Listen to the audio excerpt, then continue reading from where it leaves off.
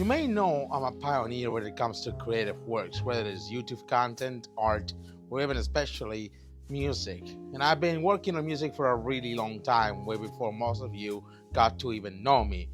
I'm also a former gambling addict, sadly, and I relapse for a tiny bit. But you know what would be convenient? What if I could combine both things? A breakcore subgenre that triggers a gambling addiction PTSD. Thus, I coined the subgenre Gamblecore. And this is aptly named track Gamblecore, so to signify how bad of a gambling addict I managed to be at one point in my life, and also to signify my passion for creating breakcore music and sort of innovating for a tiny bit.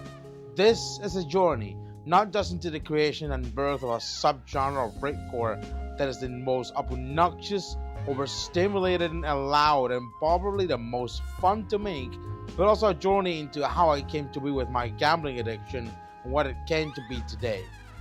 I think I already talked about my gambling addiction before in this channel, but I didn't disclose the root cause nor how deep it reached in my life. So, everyone, welcome to Gamblecore. It all started when I was barely legal, around the age of 18 or so.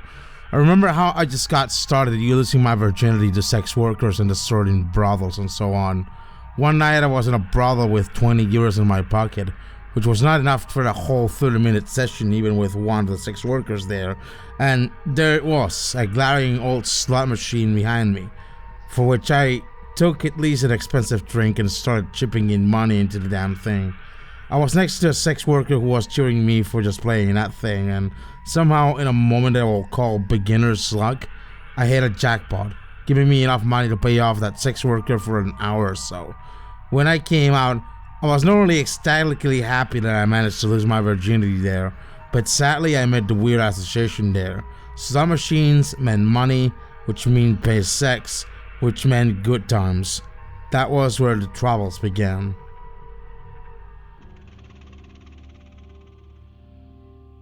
So, obviously I'm not going to sail through a slot machine even with fake money to record samples for the track. It can make logical sense this time that I will download some YouTube slot machine gameplay videos as MP3 files and then extract the samples from there. This is a list of samples I used. You probably know which slots are these if you're just as terminally addicted to gambling as I used to be. One of the samples is the hit lever sound bit from the Konami Sandy El Pachinko machine that was mostly heard on a lot of Jim Stephanie Sterling videos.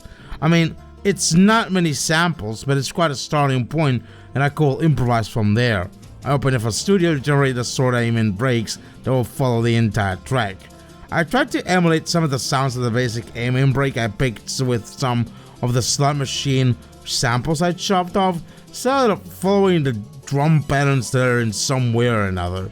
Then with grow speed, I broke apart the result in a few variations into 4 wave files, and this is the main aim-in break sample that I'm going to use. So now I'm off to create the main track. I know the track sort of starts a bit lame with a sample with Starburst, but one of the slot machines that you can find online in online casinos mostly. But then I make some aim-in break with the sample of the jackpot ringing bell under a gate, and I noticed it pretty much went real hard at the start. So I continue with the track later, sampling one of the melodies from a famous casino slot machine system called Aristocrat, which are commonly found in casinos around my local area, combined it with the gated bell ringing and the aim-in breaks. Followed by the hit the lever samples in a sort of loop. Then I decided I could grab one of these big wing jingles that sound in some online casino slots and loop it. The sound progression felt decent, but I didn't feel like it was rather obnoxious enough. I had to grab a chunk from the Gamblecore meme video I found earlier, something about Golden Eagle or some shit, and made it into the sort of intro part before the real beat drops.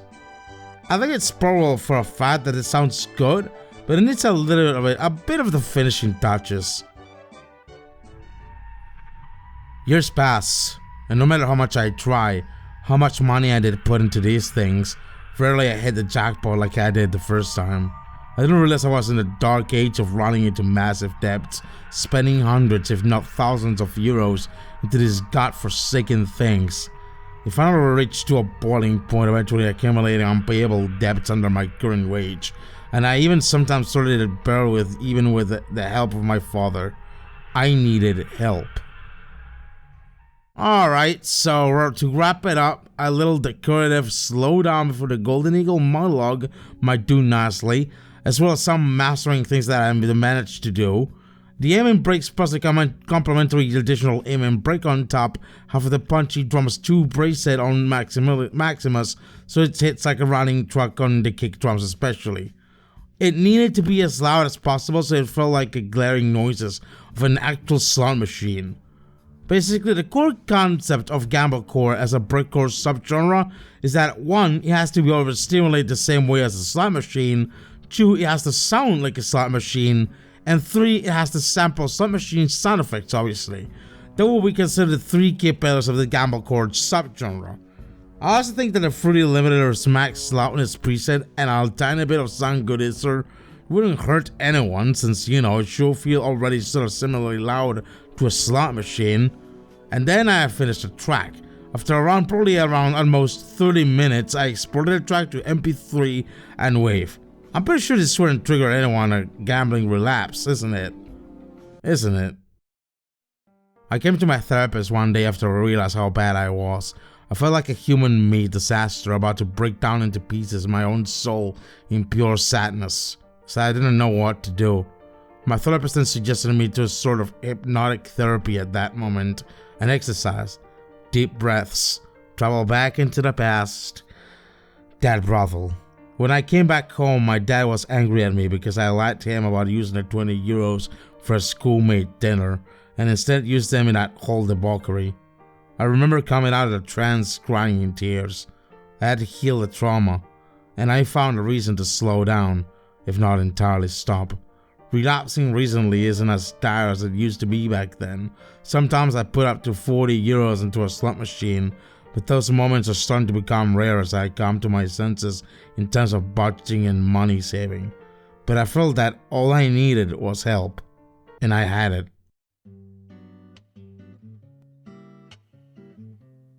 I don't know of the full consequences this track might have on former gambling addicts like me, or hell, even actual gambling addicts. I know it's hard to quit an addiction, and with this track, I don't know if I might have contributed to worsening an addiction on someone.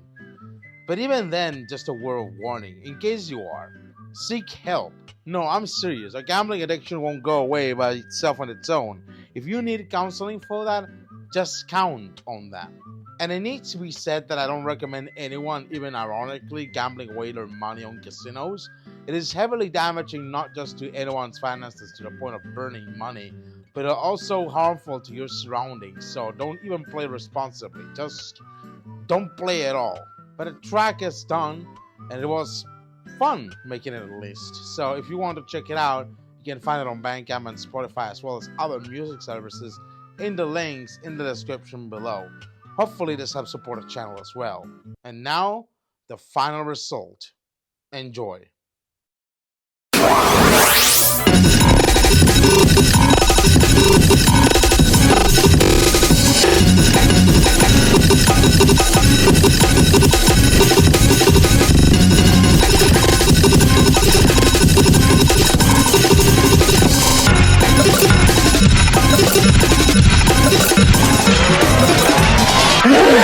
What? You could not get the jackpot because you gambled all your money away? Don't worry, I got you. If you click the link below this ad to download Golden Eagle in the App Store, you will be rewarded 10x free spins to increase your chances of winning.